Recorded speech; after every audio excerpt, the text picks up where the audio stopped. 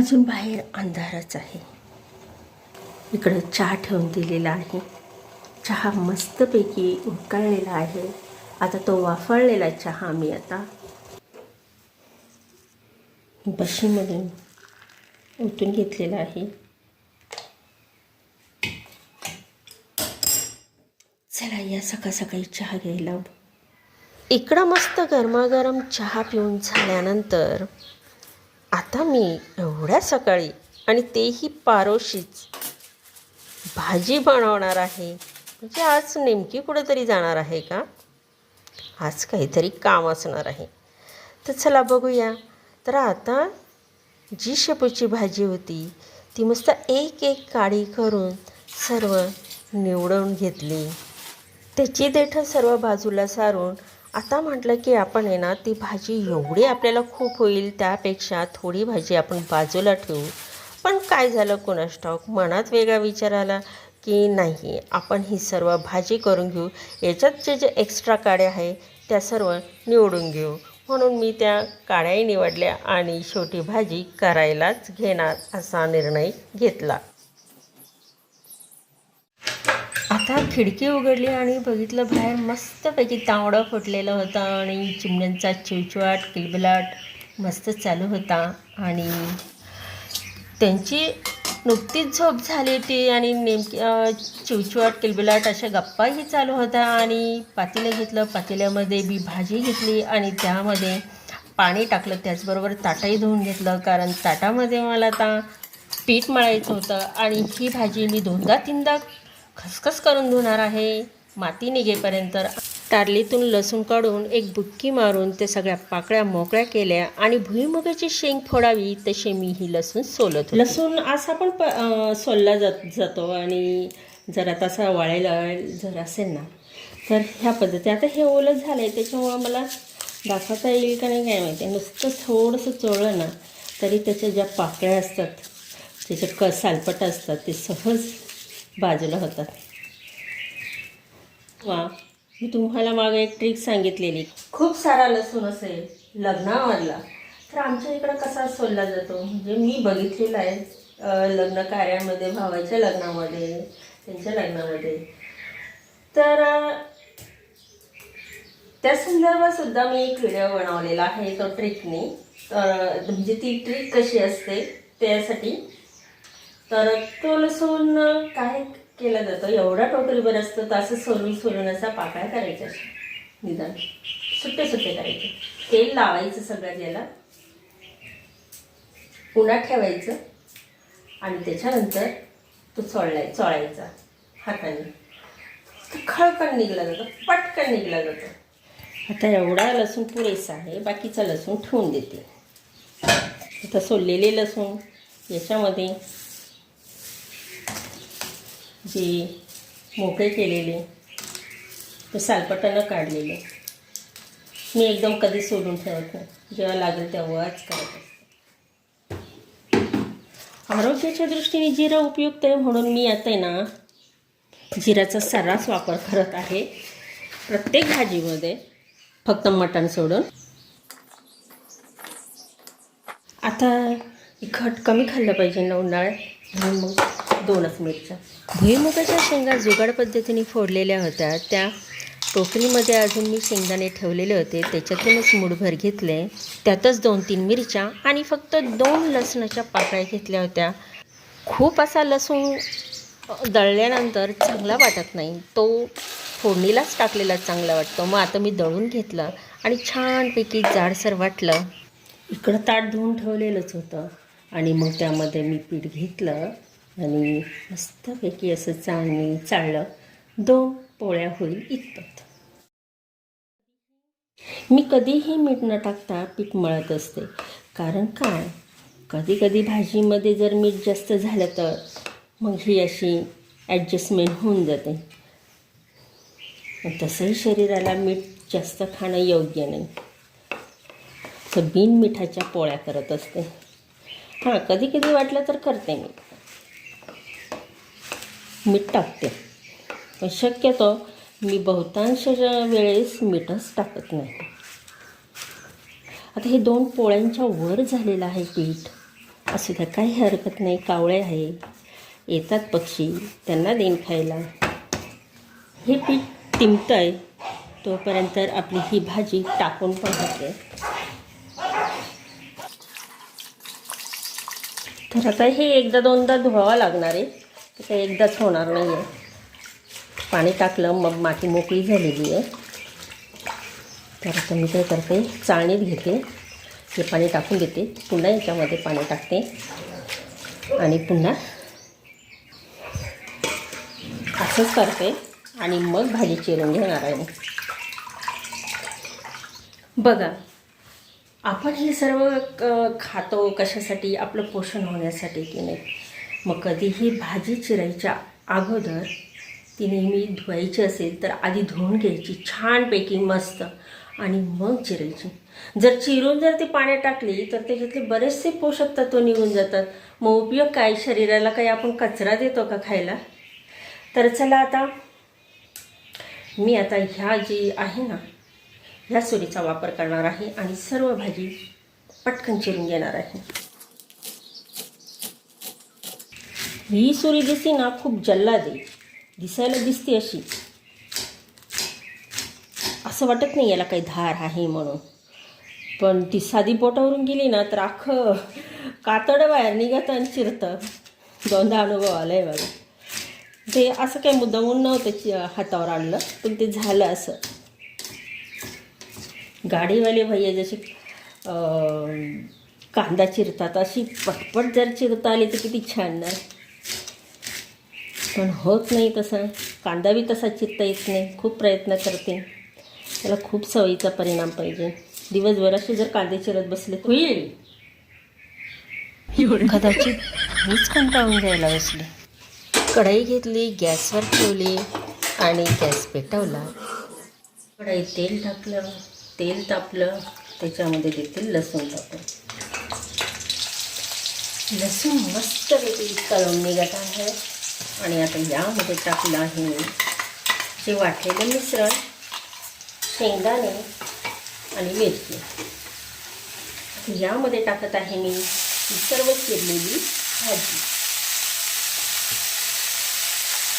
छानपैकी जो आपण मसाला परतलेला आहे तो सगळीकडनं लागला पाहिजे. आणि आता ही भाजी जितकी बसवता येईल तितकी बसली जाते या अंदाजावरून आपल्याला मीठ टाकायचं. सुरुवातीलाच मीठ टाकून देतो आणि होतं भाजीमध्ये जास्त मीठ. तर ही भाजी अजून बसन तोपर्यंत गॅस कमी करून घ्यायचा.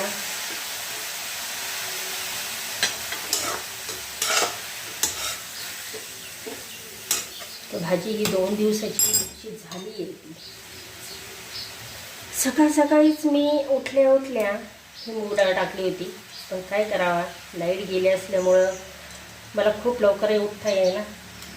आज तशी उशिराच उठले, 5 वाजताच.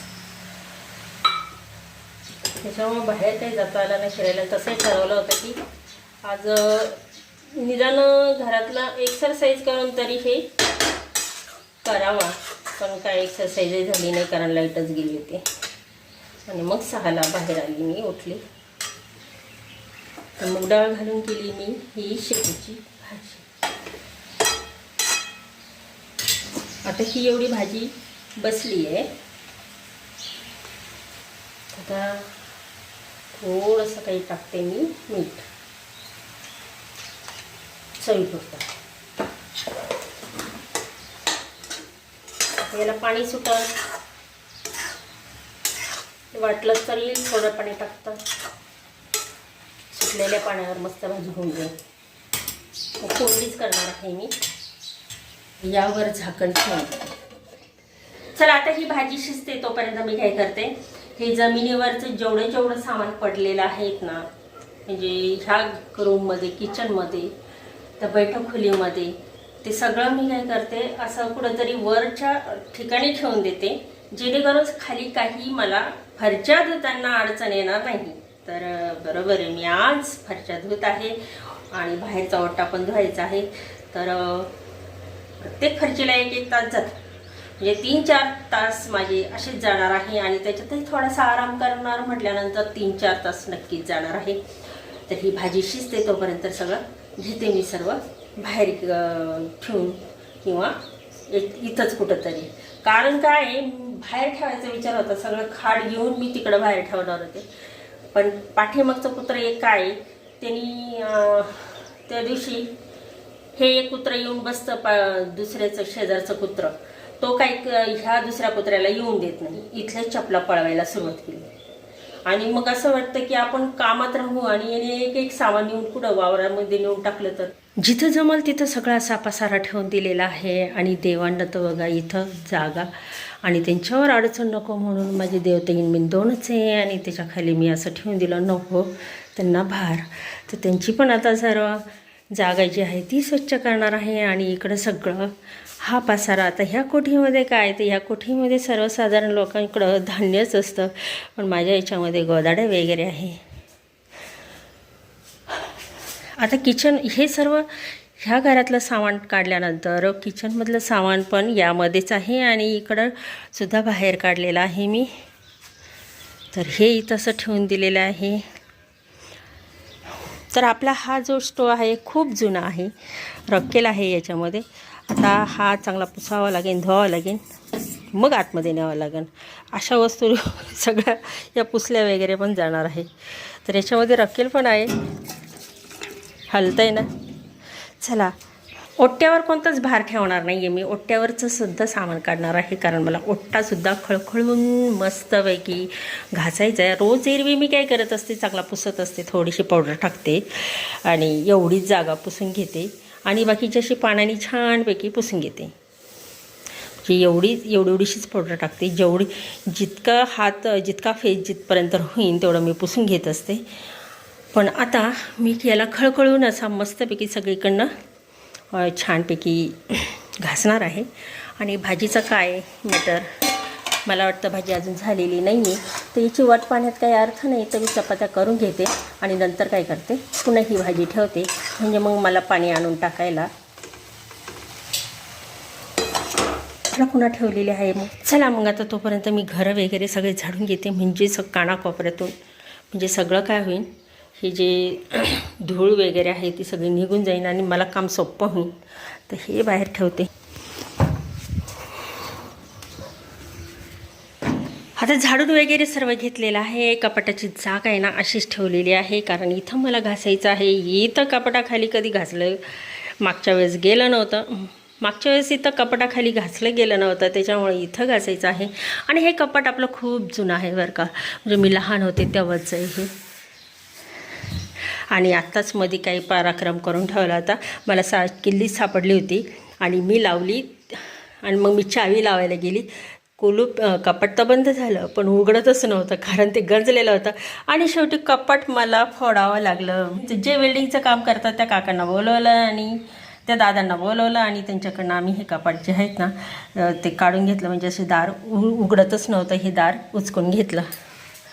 तर ह्या कपाटात काही विशेष काही नाही माझे कपडे सोडून.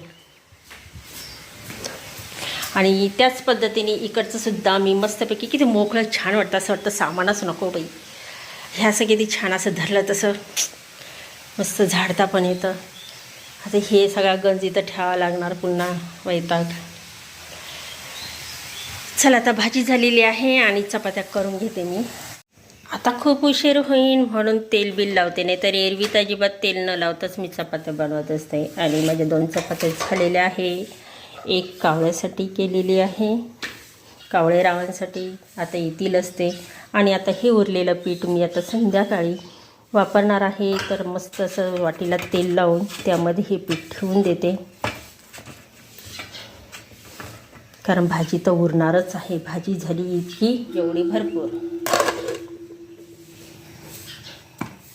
आता प्रथम पोटा पाण्याचं सगळं करून घेतलं, स्वयंपाक वगैरे, आणि ठेवून दिलं. त्यानंतर मग पावडर आणली. पावडर अगदी थोडीच राहिली होती, मग आकाकडनं घेऊन आली मी वाटीभर. आणि मग म्हटलं की मग आता ह्या परजा देऊन टाका, नाही तर राहिलं तर राहून जातं.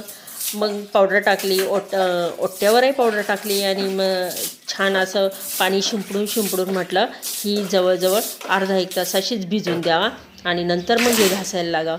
मग पहिल्यांदा मग आता हे किचनच्या ओट्यावर मग पहिलं पाणी मारलं आणि मग त्याच्यानंतर आता हा ओटा घासेपर्यंत तर म्हटलं हे खालचं भिजून जाईल.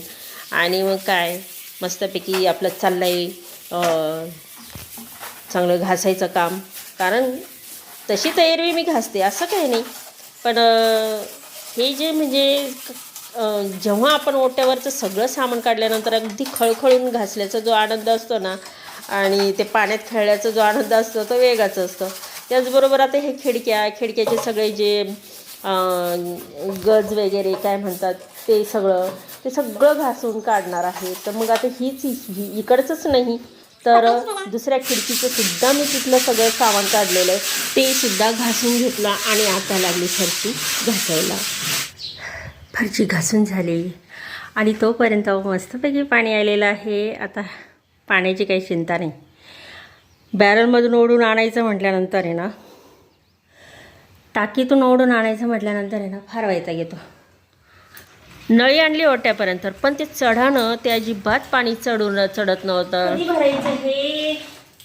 मग ती नळी घेतली आणि जिथं धुणं भांडे घासते ना तिथं नेऊन ठेवली आणि तिथूनच म्हटलं टब भरावा आणि घरामध्ये पाणी घेऊन येत जावा. फरची पूर्ण घासून झाली होती, आता होती धुवायची आणि मग आता पाणी भरपूर लागणार होतं आणि शिवाय जाता पाणी चालू होतं म्हटल्यावर मग काय म्हटलं ती फरची आता पुसायचीच आहे. त्याच्या अगोदर आता हे पाणी टाकून घेते. निरमा वगैरे कोणती सर्फ पावडर आहे ती टाकून घेते, म्हणजे मग कसं फरची पुसेपर्यंत ही भिजून जाईल. आणि ही आणली आहे पावडर मी आता बघितली त्याच्या संपत आली होती, लक्षात पण नाही आलं मला आणायला सांगायचं, तर आत्ताकडनं घेऊन आली आणि फरच्या चालू आहे माझ्या. मग फरशीवर पाणी टाकलं, मग सर्व घासून बिसून सर्व घेतलं आणि लाईट गेली तसं सर्व माझ्या आता फरच्या वगैरे सर्व स्वच्छ घासून पुसून सर्व झालेलं आहे. हे काय हे इकडची किचनमधली, ही इकडची खोली आणि ओट्टा पण सगळा ओट्टा घासून काढला. नळी घेतली होती इथपर्यंत, पण नेमकी मग लाईट गेली, मग पाणी उपसावं लागलं ड्रममधून. तर सर्व झालेले. आता राहिले बाकीचे कामं माझे स्वतःचे. किती पाण्याचा डव झाला आहे तो. आणि फक्त हे फडके म्हणजे आपले पाय पुसणे वगैरे हे धुवून हे भांडे घासून एवढा याचा हा सगळा डव झालेला आहे. आणि हे पण घासून काढलं मी लगेच, हे स्वच्छ केलं. चला आता सगळं क्लीन झालेलं आहे, फक्त आता हे वाळलं पाहिजे, नाही तर हे सगळे चिखलाचे पाय पुन्हा यायला नको. आता घसरली असती मी.